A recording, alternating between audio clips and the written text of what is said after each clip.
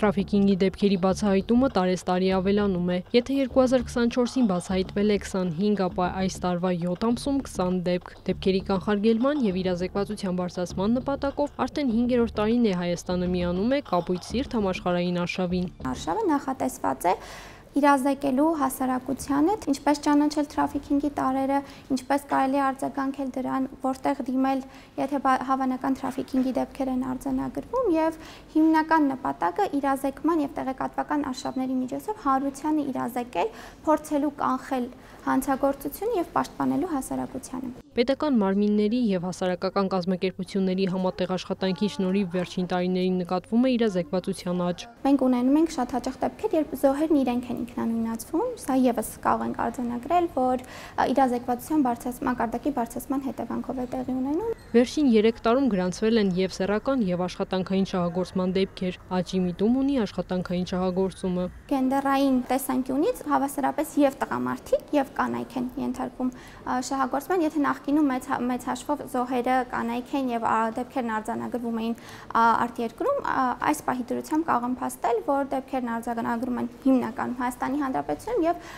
մեծամասամբ եւ կանայք եւ տղամարդիկ են ենթարկվում աշխատանքային եւ սեռական շահագործման։ Յուրաքանչյուր տարի նախարարությունը հայտարարում է դրամաշնորհի մրցույթ թրաֆիքինգի եւ սեռական բռնության զոհերին աջակցող ծառայությունների մատուցման համար, որը ամբողջությամբ ֆինանսավորվելու է պետբյուջեից։ Այս տարի արդեն երկրորդ տարին անընդմեջ հաղթող կազմակերպությունը սեռական բռնության ճգնաժամային կենտրոնն է։ Սահմանված են իհարկե պետության կողմից 14 ծառայություն, նախ կացարանի ծառայություն, սնունդ, հագուստ, այսինքն ցանկացած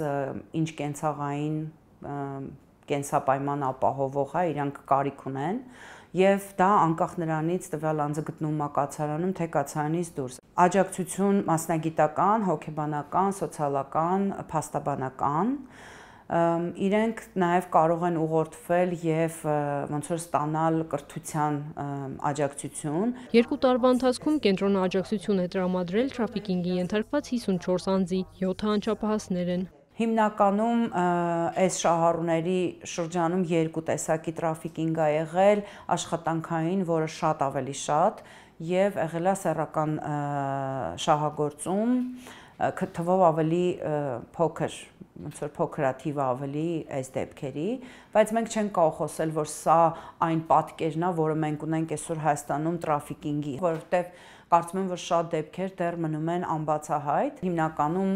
այս դեպքերը, որ բացահայտվել է եւ հիմնական ոստիկանության կողմից, ավելի շատ հենց այդ բանին շարունակվելուց է եղել, հա, թրաֆիքինգի ենթարկվել անձը եւ ոստիկանությունը ոնց որ իրանց գտել է այդ իրավիճակում։ Թրաֆիքինգի ենթարկված անձանց աջակցություն տրամադրելու համար պետությունը, ինչպես ամեն տարի, այս տարի եւս տրամադրել է մոտ 33 միլիոն դրամ։ Քրիստինե Թորոսյան, Հովհաննես Քյուրքչյան, լուրեր։